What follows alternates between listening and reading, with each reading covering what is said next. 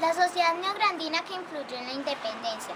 Antes de 1492, descubrimiento de América, nuestro territorio estaba ocupado por indígenas. Con el descubrimiento de América y en la colonia llegaron los blancos, que eran los españoles. Posteriormente, los españoles trajeron a los negros de África para explotación de minas. Para evitar la mezcla de blancos con indígenas y negros, la corona española pretendió aislar a los indios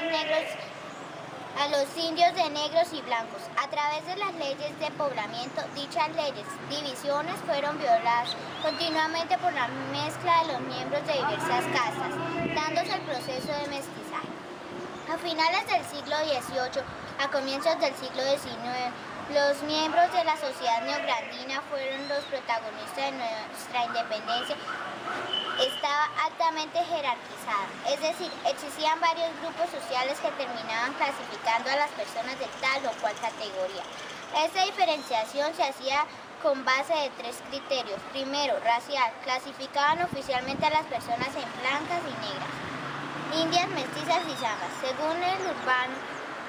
Segundo, el urbano, diferenciaban a los habitantes de la ciudad respecto a los campos, citadinos y campesinos. Por último, uno de estirpe y riqueza que distinguían a los nobles respecto llamada plebe. La clase social de estirpe y riqueza fue denominada élite, el nuevo reino de Granada. La élite o los nobles, que fueron los descendientes de los españoles en las primeras generaciones de conquistadores y quienes recibieron la corona española, tierras, solares, estancias e indígenas en resguardos, tenían el poder económico y el poder político, y por esta condición de nobles podían acceder a cargos en cabildos de las ciudades, es decir, donde había poblamiento se distinguían por una serie de ademanes y costumbres que tenían que ver con su estatus. Debían tratar de forma especial a quienes no tenían igual título y aguardar en el honor de sí y de su familia. Su condición de noble no les permitió enviar a sus hijos varones a colegios de educación superior y seminarios dentro y fuera de Ciencias de Nueva Granada. Además, las agrega su poder, saber de las ciencias como la tecnología y la jurisprudencia, y médica y literatura y la filosofía, y fue con lo que la generación se apropió del ideario ilustrado europeo y no pudo plasmarlo en los momentos de coyuntura y procesos independistas. La élite se encontraba profesionalmente diferenciada y estaba conformada por abogados, curas y frailes y militares. Abogados, quizás los principales actores de la primera etapa del proceso de independencia, fueron los que mostraron mayores avances sociales, intelectuales, económicos y políticos. El periodo colonial, curas y frailes eran los encargados de enseñar a leer, escribir, contar y transmitir los elementos básicos para hacer fortuna. Su dominio cultural fortaleció, rechazó los elementos españoles, formación que aprovecharon para controlar el poder a través de los cabildos eclesiásticos y civiles. Por consiguiente, fueron los encargados de la movilización popular en el apoyo. Santa Fe, una buena cantidad del clero intelectual, bien entrado en los problemas políticos y de las razones del movimiento. Tuvo una influencia poderosa sobre los fieles de la parroquia, sobre los alumnos y amistades, pues desde el púlpito, en los sermones, por las noticias, también colaboró militares al gobierno en el desarrollo de los planes de independencia. Según la relación de 1810, en todo el sacerdote regulares y seglares de los reinamientos, y se ha destacado como hecho significativo entre los 53 afirmantes del Acta de Independencia, la tercera parte fueron eclesiásticos.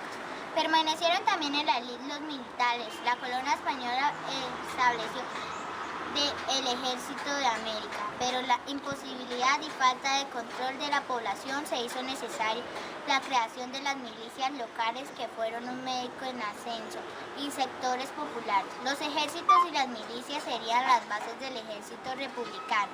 De ello salió la oficialidad y buena parte de tropas que se encargarían de desarrollar las guerras de independencia. De todas maneras, fue necesario realizar transformaciones ideológicas que convirtieran a los soldados del rey en soldados de la República.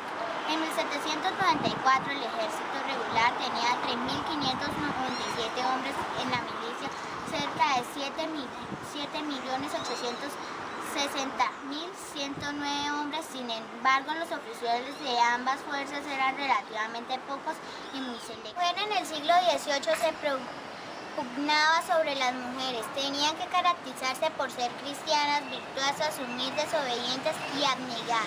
Madres, hijas, esposas, monjas, viudas, beatas, no tenían otra opción que servir abnegadamente a los hombres de su casa, porque su naturaleza noble había quedado demostrada con la desobediencia y atrevimiento de Eva, en contratación a María, que había redimido a la humanidad. Pero estos cánones fueron superados y las mujeres ejercieron importantes labores en la economía local y regional, hasta permitirles heredar funciones encomendaderas.